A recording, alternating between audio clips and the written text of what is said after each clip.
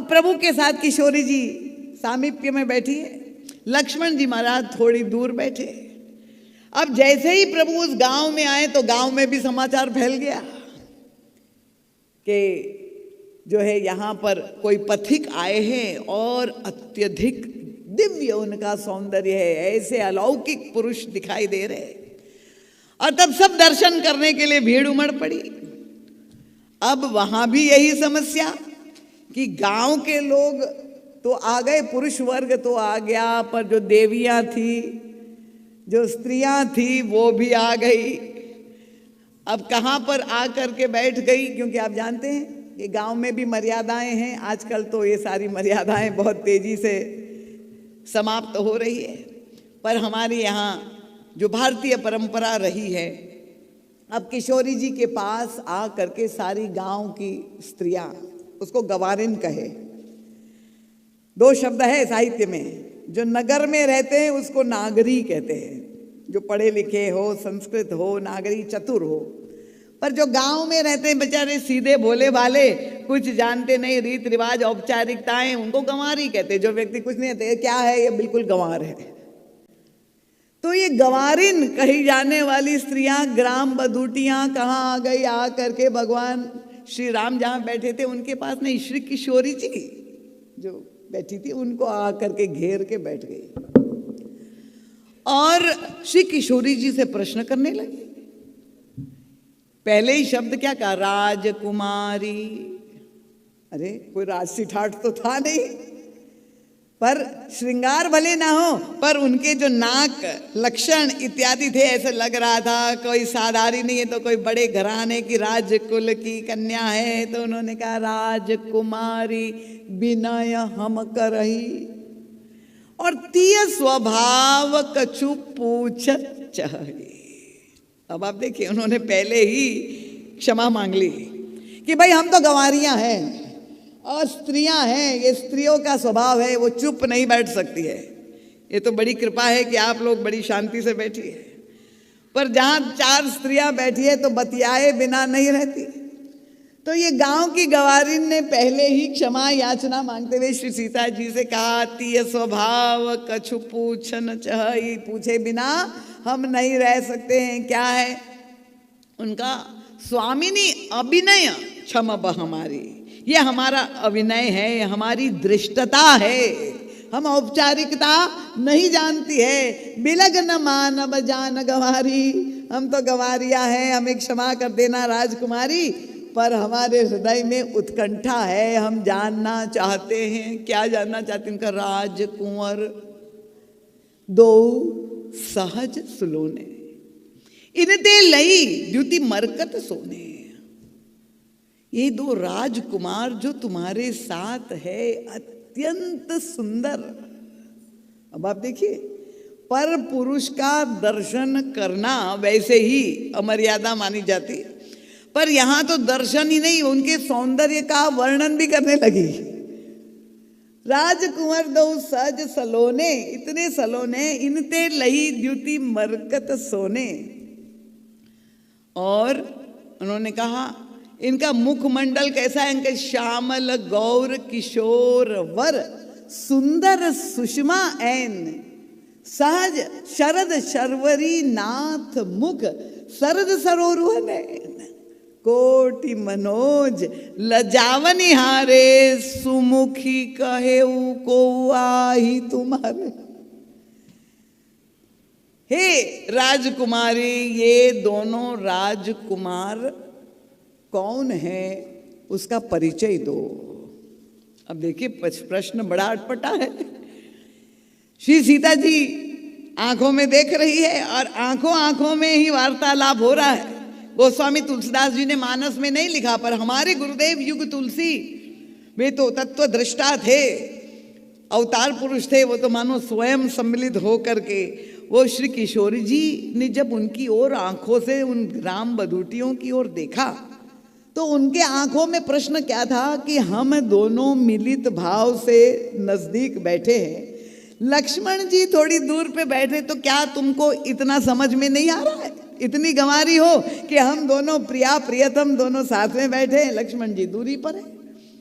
क्या तुम्हें समझ में नहीं आ रहा है? लक्ष्मण जी दूर बैठे हैं, हमारा संबंध क्या है? और फिर सीता जी ने कहा कि अगर तुम्हारी इतनी जिज्ञासा है, तुम जानना चाहते तो सीधे ही पूछ लो ना उनको कि भाई आप कौन है, अपना परिचय दो। जैसे मीराबाई भगवान कृष्ण से कहते हैं, तनिक हरि चितवो हमरी ओर, हम चितवत तुम चितवत नाही, कैसे हिय के कठोर। भक्त लोग भगवान से जो है उलाना देते हैं ना कि हम तो आपका गुणगान गाते ही रहते हैं, आपकी ओर देखते ही रहते हैं, हम तो देखते हैं, पर आप तो एक बार हमारी ओर देख लीजिए, तब तो आनंद हो जाए, जवाबी कीर्तन हो जाए। तो किशोरी जी ने गांव की गवारियों को कहा कि तुम सीधे पूछ लो। और तब उन ग्राम बतूटियों ने कहा, देवी यही तो समस्या है हमारी। क्या? उनका हम पूछना तो चाहती है और पूछ भी सकती थी, पर अगर वो आंख उठा के हमारी ओर देखे तब तो हम उन्हें पूछे। समस्या है कि वो तो केवल आपकी ओर ही देखते हैं, आपकी ओर से उनकी दृष्टि तनिक भी हट नहीं रही है, तो हम उनसे बात कैसे करें? तो सीता जी ने कहा चलो ठीक है, वो मेरी ओर देख रहे हैं, इसका मतलब मेरे हैं, और अगर मेरे हैं तो तुम्हें क्या समस्या है? मेरे हैं, मेरी ओर देख रहे, तुम्हें क्या समस्या है उसमें? और तब वो गांव की गवारिन ने कहा, यही तो सबसे बड़ी समस्या है। क्या समस्या है? कि हम निर्णय ही नहीं कर पा रहे कि ये है कौन। हमारे मन में कौतूहल जागृत हुआ है, क्यों? जब हम उनकी ओर देख रहे हैं, उनकी शरीर श्री विग्रह स्वरूप को देख रहे, तो हमारी बुद्धि भ्रमित होगी। क्या भ्रम उत्पन्न हो रहा है? उनका जब उनका गीतावली रामायण में गोस्वामी तुलसीदास जी ने बड़ा सुंदर मधुर पद लिखा। उनका जब उनके सिर की ओर देख रहे तो उनका शीश जटा जूट बंधी हुए भगवान श्री राम वनवासी वेश में, तो जब जटा जूट बंधी हुई तो लगता है कि ये कोई मुनि, ऋषि मुनि पुत्र है, तो इसलिए ये जटा जूट बनाए हुए। पर जब सिर से नीचे हमारा ध्यान जाता है तो क्या दिखाई दे रहा है? उनका उर बाहु विशाल, उनकी भुजाएं इतनी विशाल है, तो ऐसा लगता है, सिर को देखे तो लगता है कोई ब्राह्मण पुत्र है, और भुजाओं को देखकर लगता है कि ये तो कोई क्षत्रिय है, ऐसी विशाल भुजाएं। तो हम निर्णय नहीं कर पा रहे। उनका शीश भुजा, शीश जटा और बाहु विशाल, आंखों की ओर जब ध्यान जा रहे हैं तो उनका बिलोचन लाल, आंखों में लालिमा है, अनुराग की लालिमा है आंख में, और तिरछी सी भौहें। तो गांव की बधूटियां कह रही, सिर को देख रहे तो लग रहा है शांत रस है, हाथों को देख रहे हैं विशाल भुजाओं को तो लगता है वीर रस है, आंखों में लाली अनुराग की देख रहे तो लग रहा है ये श्रृंगार रस है। प्रेम में कहते हैं ना, आंखों में अनुराग में लाल हो जाती है आंखें, पर क्रोध में भी तो हो सकती है आंखें लाल। किसी ने पूछ दिया तो उनका नहीं, एक और लक्षण श्रृंगार का मिल रहा है कि तिरछी से भौहें, उनकी जो भौहें हैं वो तिरछी है, इसलिए लग रहा है ये तो श्रृंगार रस है ये राजकुमार। तूर्ण सरासन बाण धरे, तुलसी बन मार्ग में सुठी सो है। धनुष बाण है हाथ में तो लग रहा है वीर रस है, ये क्षत्रिय है कि ब्राह्मण है, ये विरागी है कि अनुरागी है, ये हम निर्णय ही नहीं कर पा रहे हैं। तो गोस्वामी तुलसीदास जी कहते हैं ये जो ब्रह्म का लक्षण है, निर्गुण ब्रह्म परिपूर्ण है, पर जब वो सगुण भी होता है, यद्यपि सगुण होकर वो ससीम होता है, पर उनमें सारे विरोधी धर्म एक साथ विद्यमान रहते हैं। उनका यही अखिल विरुद्ध धर्माश्रयता है। वल्लभाचार्य ने जब व्याख्या की ब्रह्म की कि ये विरोधी धर्म एक साथ जिसमें विराजमान हो वही भगवान उसको कहते हैं। वो शांत रस भी है, वो वीर रस भी है, वो श्रृंगार रस भी है, यही परिपूर्ण ब्रह्म है। तो उनका तुलसी बन मार्ग में सूठी सोहे, ये इतने सलोने राजकुमार है, ये देवियां ग्राम बधूटियां कह रहे मेरी समस्या क्या है। उनका सादर 12 ही बार सुभाई चितई तुमत्यो, ये पूरे समय तुम्ही को देख रहा है। तो कि मुझे देख रहा है तो तुम्हें क्या समस्या हो रही? सीता जी ने कहा कि नहीं, समस्या यही है कि चित है तुम त्यों हमरो मन मोहे, हमारे मन को वो आकर्षित कर रहे देख भली, और पर हमारा मन उनके पास भागा चला जा रहा है। और इसलिए पूछती ग्राम बधू सिंह सो, यह सांवरो सो सखी रावरो को है। कोटि मनोज लजाव निहारे, सुमुखी कहेऊ को आही तुम्हारे। ये तो मुझे पता चल गया कि तुम्हारे हैं, पर मैं जानना चाहती हूं कि वो तुम्हारे कौन है। ये बड़ा भक्ति का अंतरंग प्रसंग है। श्री किशोरी जी समझ गई कि ये ग्राम बधूटियां भले कहने में गवारिन है, पर वो मिथिलानी की नागरियों से आगे पहुंच गई, क्योंकि उपमा जो उन्होंने चुनी, मिथिलानियों ने जब भगवान श्री राम के सौंदर्य को देखा तो कई परस्पर देखी, ये आपस में जब वे बोलने लगी तो उन्होंने यही कहा कि ये सखी इन कोटि काम छवि जीती, कही परस्पर वचन सप्रीति। आपस में कह रहे, लगता है कि कामदेव सबसे सुंदर माने जाते हैं। सौंदर्य का श्रृंग जो है संग्राम हो गया, कौन अधिक सुंदर है, काम सुंदर है कि राम सुंदर है। तो जब सौंदर्य की लड़ाई युद्ध हो गई तो उन्होंने कहा करोड़ करोड़ कामदेव आए राम के सामने और वो परास्त हो गए। भगवान राम का सौंदर्य उनसे भी अधिक, कोटि काम छवि जीती। युद्ध में श्री राम विजयी हो गए। करोड़ों काम के बराबर भी वो बराबरी नहीं कर सकते, हमारे राम इतने सुंदर है। पर ये गंवारिन ने क्या उपमा दी जब प्रभु का दर्शन किया? उनका कोटि मनोज, उन्होंने भी कामदेव को याद किया राम के सौंदर्य की तुलना करने के लिए, पर उन्होंने क्या किया? उनका कोटि मनोज लजाव निहारे। उनका कामदेव आया श्री राम के सामने, पर श्री राम का दर्शन करके इतना लज्जित हो गया, लड़ना का तो बात ही क्या, वो लज्जा के मारे, डर के मारे भाग गया, शर्म के मारे युद्ध होने की संभावना ही नहीं बनी। ऐसा सौंदर्य के स्वयं उसने अपनी पराजय मान ली। इससे भी बढ़कर उपमा ये गांव की स्त्रियों ने। पर उनका समस्या क्या है सीता जी समझ गई। बार बार जब ये प्रश्न पूछे कि सुमुखी कहेऊ को आही तुम्हारे, भक्ति देवी से पूछ रहे कि ये राजकुमार परम सुंदर तुम्हारा कौन लगता है। उसका तात्पर्य सीता जी समझ गई कि ये भावमयी स्त्रियां देखना चाहती है कि मैं श्री राम को किस दृष्टि से देखती हूं। भक्ति के नाते भगवान को देखना, भक्ति देवी की आंखों से भगवान का दर्शन करना। वैसे भी व्यवहार में ये माना गया कि जब भी आप किसी भी प्रभु भगवान का भजन करें, जो भी आपका इष्ट हो, तो वो भगवान का दर्शन अकेले नहीं करना चाहिए। भगवान का दर्शन किसी भक्त के साथ, उस भक्त की दृष्टि से भगवान को देखना चाहिए। चाहे वो हनुमान जी हो, जो भी आपका भाव हो, चाहे सीता जी हो, चाहे लक्ष्मण जी हो, कोई राधा जी हो, कि भक्त के साथ ही भगवान का जब भजन करेंगे तब आपकी भावना में जो है आपको रस वृद्धि होगी। और तब श्री सीता जी ने उत्तर देने के लिए उपाय जो निकाला, देखिए बड़ा मीठा उपाय निकाला।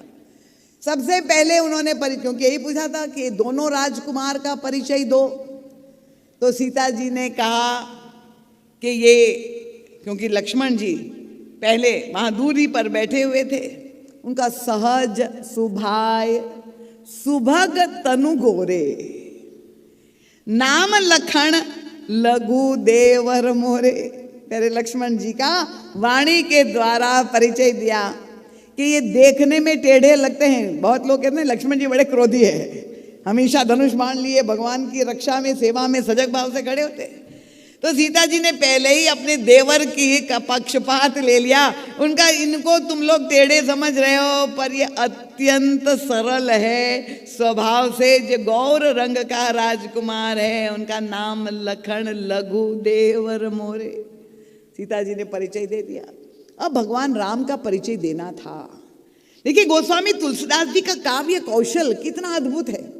यहाँ पर महाराज जी स्मरण दिलाते मैथिली शरण गुप्त नाम के एक बहुत प्रसिद्ध कवि जो साहित्यिक आनंद लेते हो, उन्होंने भी एक काव्य ग्रंथ लिखा साकेत, आपने पढ़ा होगा।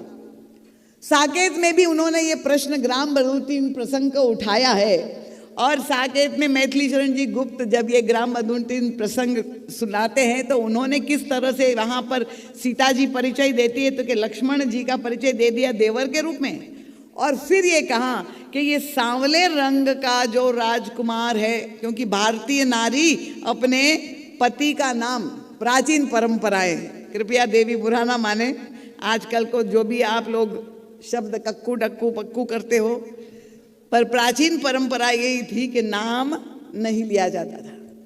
तो इसलिए मैथिली शरण जी गुप्त ने क्या किया कि पहले श्री किशोरी जी लक्ष्मण जी का परिचय देती है, ये मेरे देवर हैं, और फिर वो कहते हैं कि ये जो सांवले रंग के राजकुमार है वो उनके ज्येष्ठ है। इस तरह से घुमावदार पद्धति से परिचय दे दी।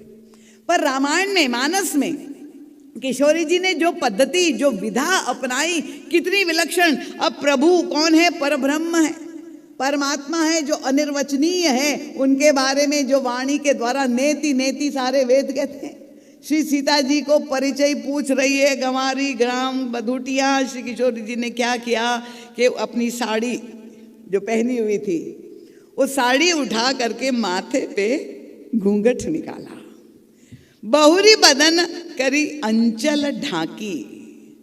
देखिए आज भी कई गांव में घूंघट की परंपरा है, छत्तीसगढ़ में है कि नहीं मुझे नहीं है कह दिया, पर श्री किशोरी जी ने जो बहुत ही सुंदर वस्त्र जो है वो घूंघट निकाल दिया। प्रभु का परिचय देना है तो बहुरी बदन विधु अंचल ढाकी। अब प्रिया प्रियतम दोनों के बीच में पर्दा आ गया। ये क्या मतलब हुआ?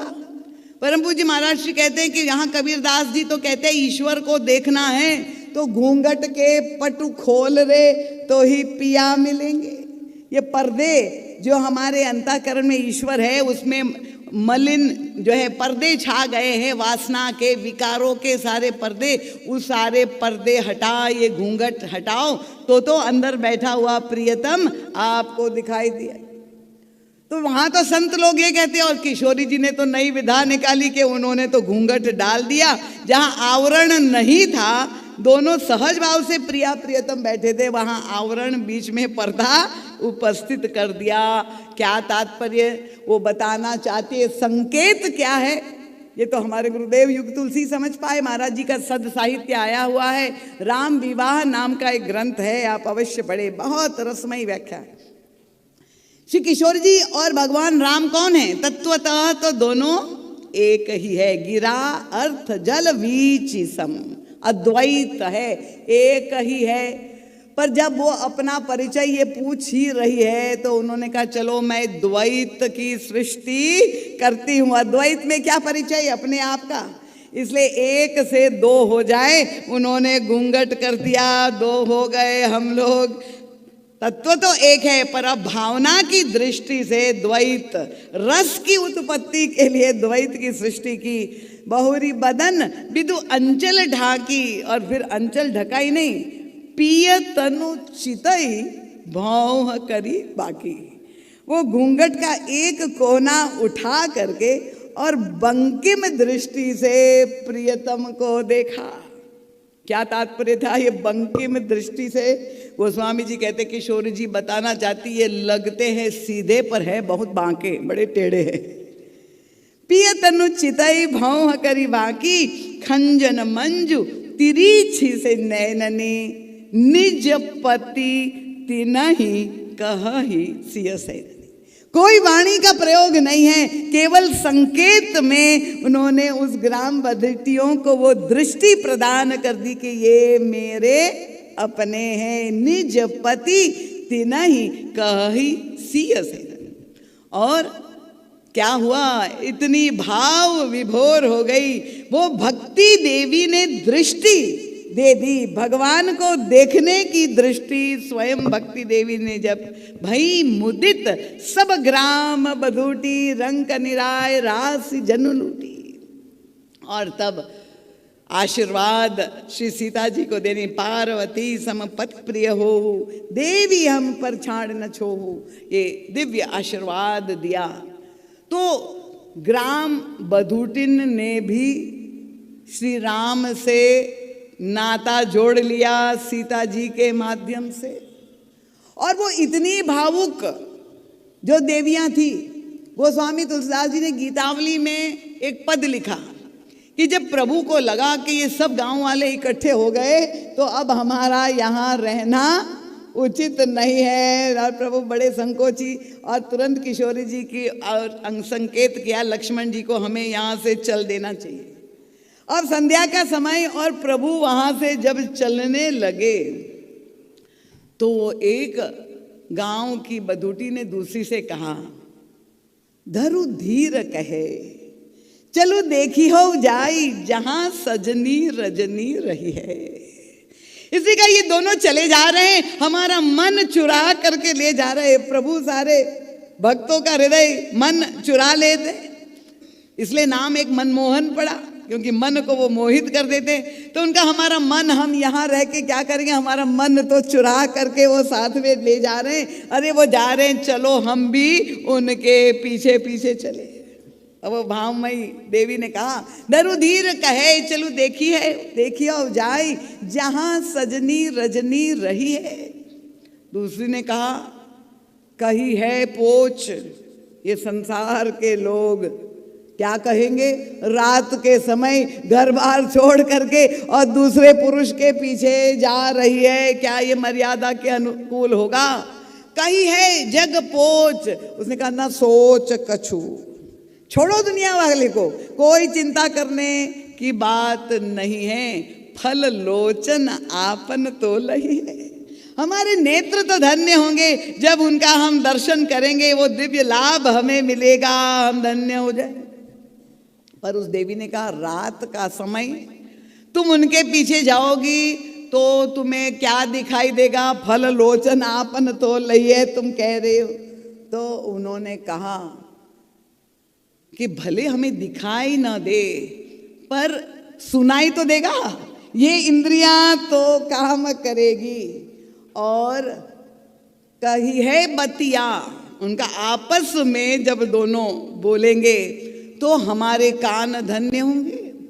तो उसने कहा वो बात करेंगे क्या, तुमसे करेंगे क्या बात, उनका भले हमसे बात न करे पर आपस में अगर ये बात करेंगे तो वो मीठी मीठी ध्वनि भी हमारे कान में जब जाएंगे तो हमारे कान भी धन्य हो जाएंगे, हम वो दिव्य रस हमें प्राप्त होगा।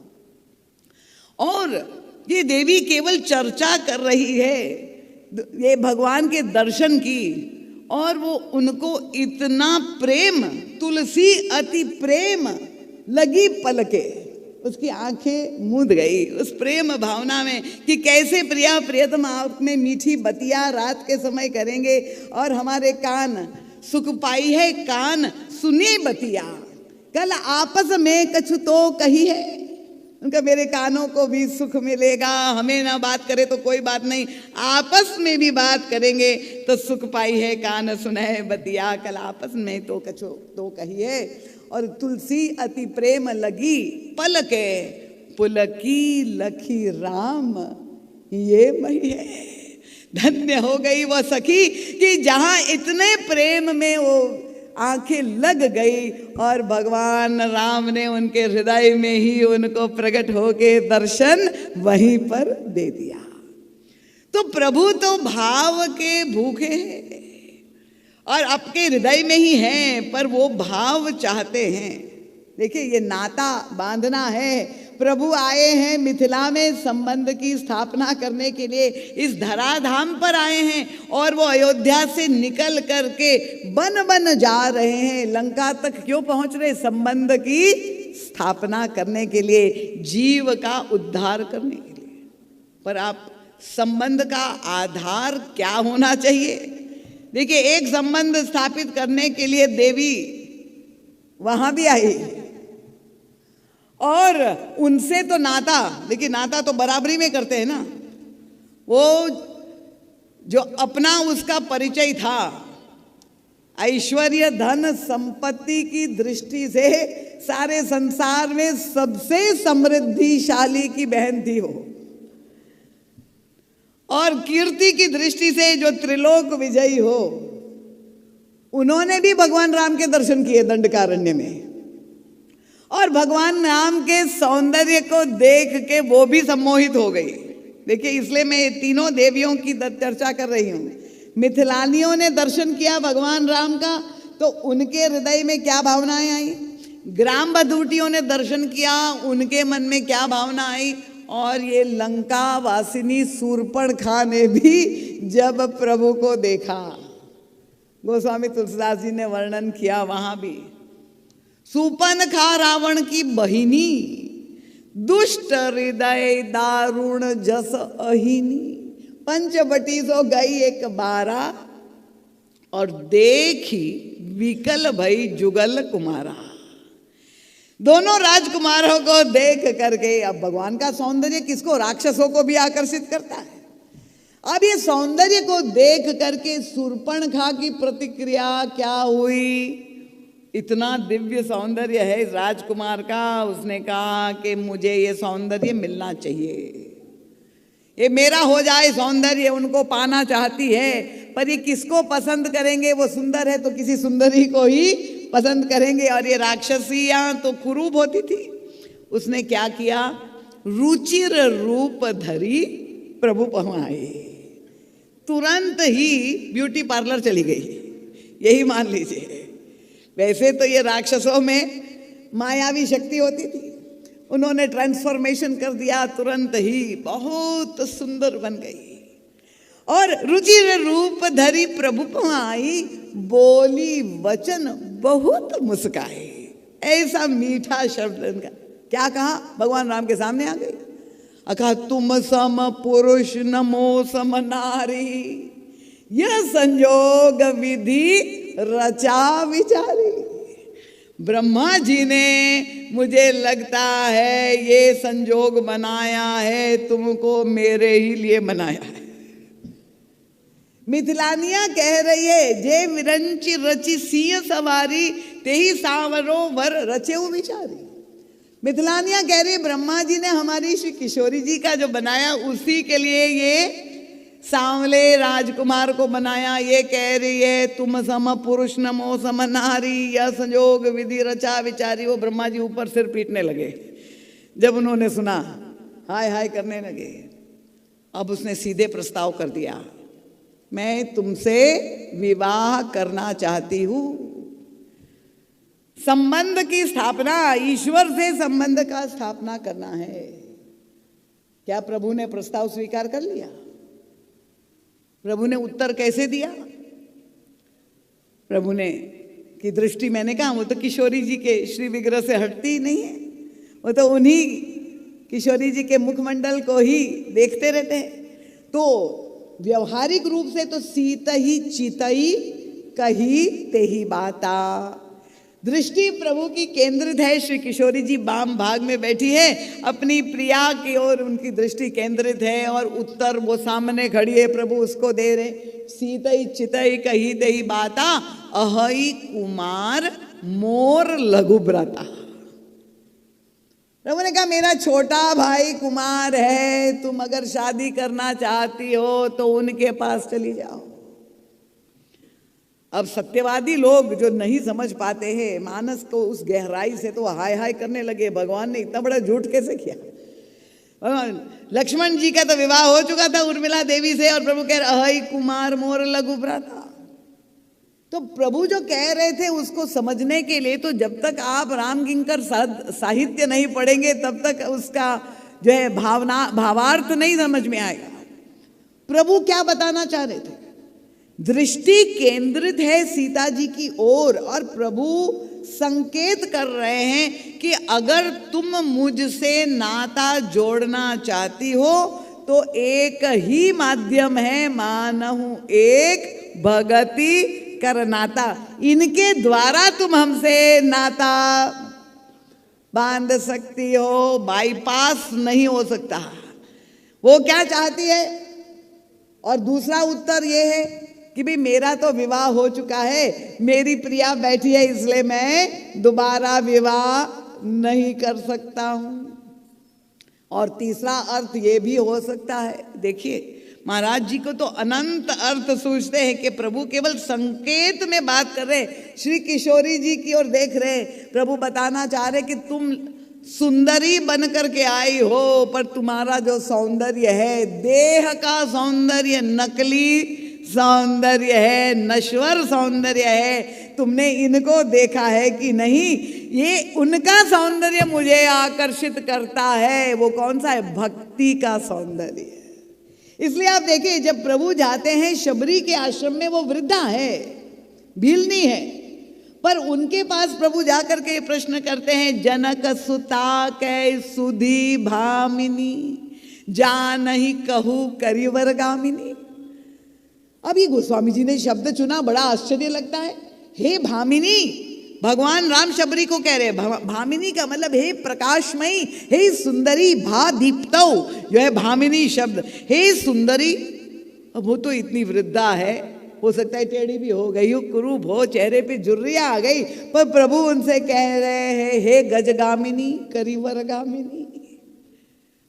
तो श्रृंगार के शब्द वृद्धा शबरी के लिए प्रभु प्रयोग कर रहे। इसका मतलब क्या? प्रभु कहते कि मेरे हृदय को आकर्षित करता है कौन सा? उनका भक्ति देवी का श्रृंगार मुझे आकर्षित करता है। ये देह का श्रृंगार, ये बहिरंग आकर्षण, तुम्हारा रूप नकली है, और इसलिए मानहु एक भगति करनाता, इनके नाते से। पर ये शूर्पणखा कौन है? देखिए, मैं आपको इसलिए, ये प्रसंग बड़ा महत्वपूर्ण है। एक देवी ने मुझे दिल्ली में, महाराज श्री की कथा चल रही थी और वो विदेश से आई हुई थी, तुलसीदास जी पर चलचित्र बनाई रही थी, इंग्लिश भाषा जानती थी।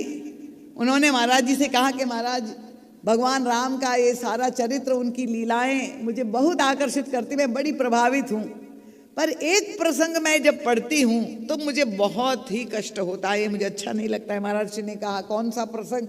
उनका जब शूर्पणखा आई, भगवान राम के सौंदर्य से आकर्षित हो गई और उसने प्रस्ताव रख दिया, तो उसमें उसने क्या ऐसा गलत काम किया कि भगवान राम ने उसका नाक कान काट डाला? इसमें कौन से अनौचित्यपूर्ण कार्य था? देखिए, ये है दृष्टिकोण समझने की। उनको लगता है कि ये सबसे बुरा काम भगवान राम ने किया। और तब ये भारतीय जीवन दर्शन जब तक हम नहीं समझेंगे, क्योंकि वहां पर प्रेम और वासना, पाश्चात्य जगत में एक ही शब्द का प्रयोग करते हैं, लव लव लवेरिया, पर वो लव जो है, प्रेम का स्वरूप क्या है, प्रेम किसे कहते हैं, वो तो वो जानते नहीं। शारीरिक आकर्षण और उसमें जो वासना जन्य काम होता है, बस उसी को लव समझते हैं। पर हमारे यहाँ वासना और प्रेम दोनों का अंतर है।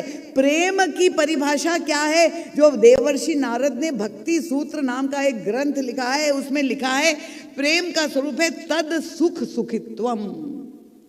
हमारे प्रियतम के सुख में हमें सुख मिले, वो प्रेम है। प्रेम हमें समर्पण सिखाता है, उसमें त्वदीयता आती है, मदीयता नहीं। वासना में मद सुख सुखित्वम, वासना तो व्यक्ति चाहते मेरा सुख, मेरी कामना पूरी हो जाए, पर प्रेम तो हमें त्याग और समर्पण की शिक्षा देता है। तद सुख सुखित्वम। शूर्पणखा कौन है? अब महाराज जी के समझाने की तो बहुत दिव्य साहित्यिक ढंग से भी समझाते हैं। नाम में ही संकेत मिलता है। नाम क्या है? सूपनखा, नाखून, नखा, नाखून जिसके सूप की तरह लंबे लंबे हो, यहां किसी के हो तो बुरा मत मानिएगा, पर जिसके लंबे लंबे नाखून हो वो है शूर्पणखा। इसका मतलब क्या हुआ? देखिए महाराज जी कैसे समझाते हैं, क्योंकि आजकल तो नेल आर्ट, नाखून को विवाह के समय सजाने का 5,000 10,000 नेल आर्ट होता है, श्रृंगार माना जाता है। पर हमारा भारतीय जीवन दर्शन क्या है कि नाखून, देखिए शरीर हमारा जितना है उसमें जितने भी अंग है, किसी भी अंग को अगर क्षति पहुंचेगी, आप काटेंगे तो आपको कष्ट होगा, होगा कि नहीं? होगा ना। पर एक ही अंग ऐसा है जिसको काटते रहना चाहिए और वो है नाखून। ये नाखून को क्यों काटने चाहिए? देखिए नाखून की भी आवश्यकता है, पर नाखून को कहां तक रहना चाहिए? उनका उंगली तक नाखून रहे तब तक कोई समस्या नहीं, पर उंगली से बाहर जब नाखून बढ़ जाए तो क्या होगा? उसमें सारी गंदगी भरेगी और फिर वही हाथ से जब आप भोजन करेंगे तो वो सारे रोग के कीटाणु, सारी गंदगी आपके शरीर में जाएगी, आपको बीमार अस्वस्थ कर देगी। तो महाराज जी कहते हैं ये नाखून क्या है? ये वासना के प्रतीक है।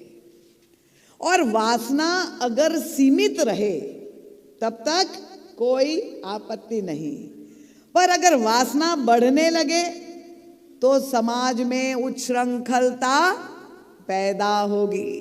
कैसे? उनको वासना का प्रतीक शूर्पणखा को क्यों बताया? वो स्वामी तुलसीदास जी ने अपनी शैली में एक शब्द, उन्होंने श्री राम को देखा और उनको देख करके उनको आकर्षण होता और पाने की इच्छा होती तब तो ठीक था, कोई आपत्ति नहीं। भाई श्रृंगार रस का भाव है, जैसे गोपियां श्याम सुंदर को देखती है, उनको पाना चाहती है। पर यहाँ क्या गोस्वामी जी ने लिखा शब्द पर आपने ध्यान दिया होगा, देखी विकल भई जुगल कुमारा। दोनों राजकुमारों को देख करके उसको आकर्षण हुआ। और इसका तात्पर्य क्या है? वासना का स्वभाव सामने आ गया कि बड़ा भाई मिल जाए तो भी ठीक है और छोटा भाई मिल जाए तो भी ठीक है, दोनों को देखकर कोई भी मिल जाए। इसलिए प्रभु ने कहा अहि कुमार मोर लघु भ्राता। तो ये कुमार कैसे बता दिया? महाराज जी ने कहा कि भगवान राम लंका की भाषा का प्रयोग कर रहे हैं। लंका की भाषा का मतलब क्या है कि ये वासनामयी जो शूर्पणखा है उसने आ करके भगवान राम के सामने यही कहा कि अभी तक मुझे अपने अनुरूप पति नहीं मिला है, ताते अब लगी रहे कुमारी। उनका तुम सुंदर तो हो, पर आगे सोचने लगी कि विवाह तो हो जाएगा। उसको संदेह ही नहीं था कि मैं जब प्रस्ताव करूंगी रखूंगी तो राजकुमार तो कहे, पर विवाह होने के बाद क्या होगा ये तो आप लोग जानते हैं, झगड़ा होगा। और जब झगड़ा होगा तो ये राजकुमार उलाना देखा कि तुम ही तो आई थी प्रस्ताव लेकर के, मैं थोड़ी आया था।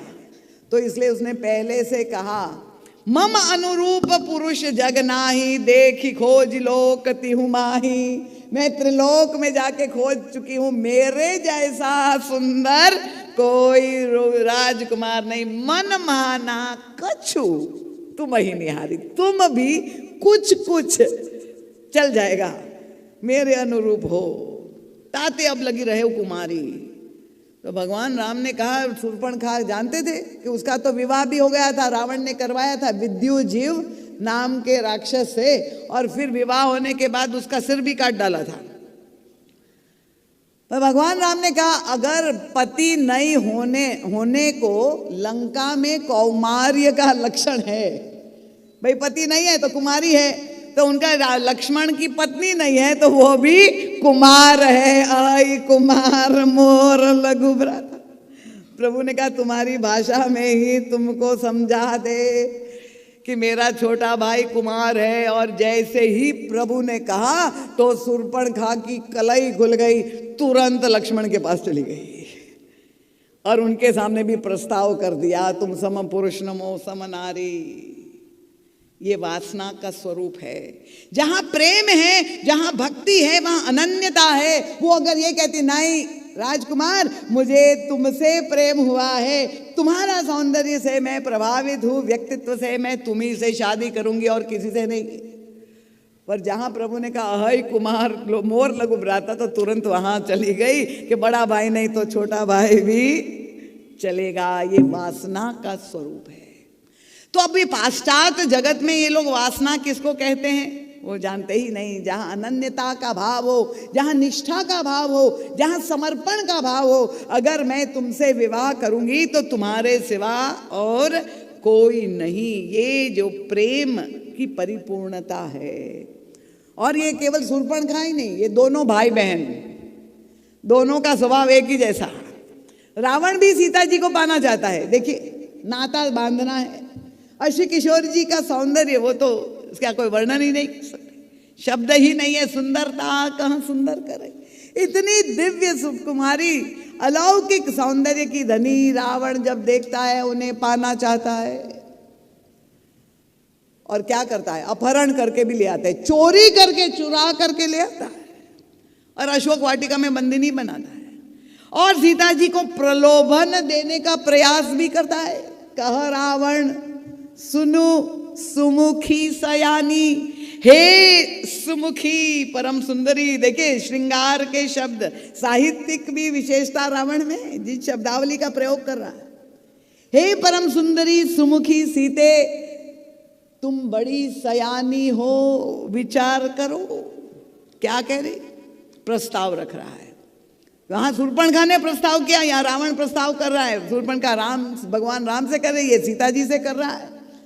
कहा रावण सुनु सुमुखी सयानी, मंदोदरी आदि सब रानी। ये मेरी पट्ट महिषी, पटरानी, मंदोदरी वहीं खड़ी थी। और जितनी भी रानियां हैं, तव अनुचरी, तुम्हारी नौकरानी बन जाएगी। तव अनुचरी करो पन मोरा, मैं त्रिलोक विजयी रावण, मेरी सारी समृद्धि, मैं लंकाधिपति, सारा वैभव बड़े बड़े थाल में, सोने के थाल में सब अलंकार वस्त्र लेकर आ करके श्री सीता जी को प्रलोभन दे रहा है। तो क्या हमारी मातेश्वरी श्री सीता जी ने प्रस्ताव स्वीकार कर लिया?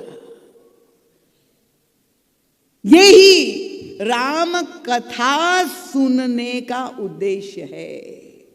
भारतीय नारी का जो चरित्र है, ये अलौकिक जीवन दर्शन जो भारतीय नारी का दिव्य चरित्र है, संसार में और कहीं नहीं मिल सकता। कि सारा संसार उनके चरणों में जहां समर्पित कर रहा है, वो त्रिलोक विजयी प्रलोभन दे रहा है। पर क्योंकि आज हमारे देश की राष्ट्र की स्थितियां क्या है, हम लव जिहाद की बात करते हैं मंचों से, हमारी कन्याएं एक छद्म, क्या परंपरा है, वैलेंटाइंस डे, नई परंपरा। फरवरी की 14 तारीख के पहले फरवरी माह आया और नवयुवक युवतियां कॉलेज में, स्कूल में शुरू हो जाता है वैलेंटाइंस डे। मैं तो विनोद में कहती हूं कि शायद उसी दिन शूर्पणखा ने भगवान राम को यह प्रस्ताव दिया होगा, वो वैलेंटाइंस डे ही रहा होगा, तुम सम पुरुष नमो सम नारी। और हमारी बेटियां, ये जो आज हो रहा है समाज में, उसका कारण क्या है? उसका कारण है कि हम अपनी संस्कृति से दूर जा रहे हैं। पाश्चात्य संस्कृति का यह प्रभाव है वैलेंटाइंस डे। हमारा भारत का इतिहास नहीं है। छोटा मोटा मीठा शब्द बोल दिया, थोड़ा बहुत प्रलोभन दे दिया और हमारी युवतियां भाग खड़ी होती है। अगर आपके घर में रामचरितमानस का पाठ हो, अगर ये गायन हो, ऐसी कथा सत्संग में आप अपने नवयुवक युवती को आए, चरित्र के बल पर व्यक्ति क्या प्राप्त नहीं कर सकता है। महात्मा गांधी ने कहा, when character is lost everything is lost. अगर चरित्र नहीं है तो कुछ नहीं है। तो भारतीय नारी का जो चरित्र का ये दर्शन हमारी जगत जननी कह रहा है कि वो त्रिलोक विजयी, अस्त्र शस्त्र युक्त, और ये 18 महीने से वियोग में क्षीण काय हनुमान जी महाराज ऊपर से दर्शन कर रहे थे। उनमें साहस कहां से आया? ये डरा रहा है, धमका रहा है, प्रलोभन दे रहा है, प्रताड़ित कर रहा है। पर क्या सीता जी डर गई? पहले प्रलोभन दिया और श्री सीता जी ने उत्तर क्या दिया? धन्य है हमारी मां का चरित्र, यह हमारा गौरव है। उन्होंने क्या किया? यहां पृथ्वी पे पड़ा हुआ एक घास तिनका उठा लिया रावण कह रहे एक बार बिलो की मम हो रहा। महाराज जी कहते पता चल गया, भले अपहरण करके ले आया पर अभी तक सीता जी की कृपा दृष्टि उसको नहीं मिली, एक बार भी नहीं देखा। ग्राम बधूटियों को मिल गई वह दृष्टि, पर रावण त्रिलोक विजयी 10 शीश सारी संपन्नता के साथ सीता जी की कृपा दृष्टि प्राप्त करने में सफल नहीं हुआ। किसको उठाया? उन्होंने तृण धरी ओट कहत वे नहीं। दृष्टि किस पर है? तिनके के ऊपर मैं देख सकती हूं पर तुम्हारी ओर नहीं देखूंगी। और वो तिनका दोनों के बीच में रख करके श्री किशोर जी उत्तर देते, सुमेरी अवधपति परम स्नेही, भगवान राम का स्मरण करते हुए। और जो फटकार लगाई, सुनु रावण खद्योत प्रकाश कबहू की नलिनी करई विकासा। हे जुगनू रावण, क्योंकि वो अपनी विशेषता का दिखा रहा था। तुम मेरी ओर देखो। वो रात के समय आपने दृश्य देखा होगा ना, कभी पूरा अंधेरा हो और वो जुगनू, क्या कहते हैं आप लोग जुगनू को? यहाँ छत्तीसगढ़ी में जुगनू ही कहते हैं। तो वो छोटा सा जो है कीड़ा होता है और वो प्रकाश निकलता है तो सबका ध्यान उसकी ओर जाता है। श्री सीता जी कहती है तुम क्या अपनी तुलना कर रहे हो? मेरे पति श्री राम कौन है? उनका भानु कुल भानु, ये सूर्य वंश के सूर्य है, तू जुगनू उनसे अपनी तुलना कर रहा है। अब ये साहस कहां से आया? क्या उसको डर नहीं लगा? रावण ने तुरंत चंद्रहास निकाली, तलवार उसके हाथ में थी और सीता जी की हत्या करने के लिए, सिर काटने के लिए तत्पर हो गया। पर वह शक्ति कहां से आई? ये जो दुराचारी, अत्याचारी, दुर्दांत दैत्य रावण सामने 10 शीश खड़ा था, 20 भुजा वाला, और ये निहत्ता किशोरी जी अकेली अबला नारी पर जो जवाब दे रही, जिस शौर्य से जा रही, वो शौर्य का गुण कहाँ है उनका? ये चरित्र नैतिकता से आता है। जब हमारा चरित्र स्वच्छ हो तब वो रावण में साहस नहीं था कि वो किशोरी जी का स्पर्श भी कर पाता। तो नाता वो भी सीता जी को पाना चाहता है पर राम को हटा के पाना चाहता है। शूर्पणखा राम से नाता स्थापित करना चाहती है पर सीता जी को हटा के पाना चाहती, बाईपास करना चाहती है। महाराज श्री ने कहा कि ये शूर्पणखा मूर्तिमती वासना है और नाखून बहुत बढ़ गए हैं, और जो व्यक्ति अपनी नाखून नहीं काटता है समाज में उसके नाक कान अवश्य कटते हैं। ये ध्यान रखना चाहिए। और इसलिए बता दिया गोस्वामी तुलसीदास जी ने कि हमें अगर संबंध ईश्वर से स्थापित करना है। देखिए भगवान राम दूल्हे के रूप में खड़े हैं जनक जी के द्वार पर, सब दर्शन कर रहे हैं दूल्हे राम का। घोड़े पर अश्व पर बैठा हुआ है दूल्हा, और सबसे अधिक प्रसन्न कौन हो रहा है? उनका सबसे अधिक प्रसन्न सुनैना जी हो रही है। क्यों? कि ये जो परब्रह्म परमात्मा है आज स्वयं पहली बार ये अवतार दूल्हा वेश में इस धराधाम पर अवतरित हुआ है, दूल्हे वेश में आज विवाह करने के लिए प्रस्तुत हुआ है। और तब गोस्वामी तुलसीदास जी कहते कि सब दर्शन कर रहे हैं पर सब मिथिलानियों की स्थिति क्या है, उनका नाम बताइए। गोस्वामी जी ने कहा 2 ही नाम है मिथिला में। क्या? उनका कहा ही परस्पर कोकिल बैनी या विवाह बड़ लाभ सुनैनी। उनका 2 ही नाम है, या तो कोकिल बैनी या सुनैनी। अपने नेत्र और कान दोनों धन्य हो रहे हैं, सब परस्पर एक ही चर्चा कर रहे हैं। वो दूल्हे राम की चर्चा करके सब धन्य हो रहे हैं, और कोई चर्चा का विषय ही नहीं कि हमारा नाता इनसे किसी तरह से जुड़ जाए, ईश्वर हमारा जामाता बन करके आ जाए, हमारा पाहुन बन करके आ जाए, तो हमारे जीवन की सारी समस्याओं का समाधान हो जाए।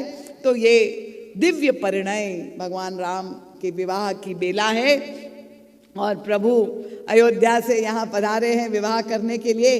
इस विवाह प्रसंग में गोस्वामी तुलसीदास जी ने, देखिए संसार में प्रत्येक घर में विवाह होता है और हर विवाह में राग रंग रस आनंद उल्लास हंसी मजाक सब होता है, पर सांसारिक विवाह में और भगवान श्री राम के विवाह में क्या अंतर है, उसमें क्या आध्यात्मिक संदेश है, क्या साधना का संदेश है, क्या किस तरह से हमारे जीवन का कल्याण हो सकता है। हम अब कथा के आज 2 दिन हो गए, 5 दिन बचे हुए हैं और जितने भी श्रोता यहाँ बैठे हुए हैं शनै शनै बढ़ रहे हैं। पर अगर आपको कथा में रस और आनंद आया हो तो मैं सबके चरणों में प्रार्थना करूंगी कि जितने भी श्रोता आए अपने साथ एक एक श्रोता 10-10 श्रोता को कल ले करके आए, तब तो आयोजक को हमारे आदरणीय जयवंदनीय क्या कहे उनके लिए राम कथा के शाश्वत मंत्री कंवर जी बोधराम जी कंवर को बाबू जी को आनंद होगा। तो आप लोग सब जितने भी लोग को सूचना नहीं मिली हुई है उनको जरूर इस विवाह प्रसंग में सम्मिलित हो करके अपने जीवन में धन्यता और आनंद का बोध मिले, आनंद मिले, इसके लिए आप लोग सब प्रयास करें। इन शब्दों के साथ आप सबके चरणों में बार बार नमन। प्रातः काल हमारे यहाँ विवाह के नेग होंगे, विवाह की जितनी भी रीति रिवाज मिथिला की परंपरा और अयोध्या की परंपरा, साथ में यहाँ की भी जो रीति नीति है, प्रातःकाल जो है सुंदर कांड का अनुष्ठान भी होता है, अभिषेक और अनुष्ठान आरती मंगल होता है, उसमें भी आप लोग सब आमंत्रित है। जरूर जहाँ मेरा निवास है ऑफिसर्स कॉलोनी में वहाँ पर आ सकते हैं और संध्या के समय और अपने साथ जो जिज्ञासु मानस प्रेमी हो, धर्म प्रेमी हो, भक्त गण हो, उनको भी साथ में निमंत्रण है सबको विवाह में सम्मिलित हो। 7 दिनों तक हम विवाह की कथा की चर्चा करेंगे और 2 दिनों तक विवाह का आनंद स्वयं उठाएंगे। भगवान राम का ये मांगलिक परिणय उत्सव में सम्मिलित होके महाराज जी का सद साहित्य आया हुआ है, उसका भी लाभ आप लोग ले सकते हैं। और ये कोई सूचना अगर शेष देनी होगी तो आपको दी जाएगी। अभी रामायण जी की आरती होगी, आरती लेके प्रसाद लेके यहाँ से आप प्रस्थान करेंगे। आप सबके चरणों में बार बार नमन करते हुए भगवान के नाम का जय घोष आप लोग सब मिल करके करेंगे। बोलिए सियावर रामचंद्र भगवान की जय। पूज्यपाद गोस्वामी तुलसीदास जी महाराज की जय।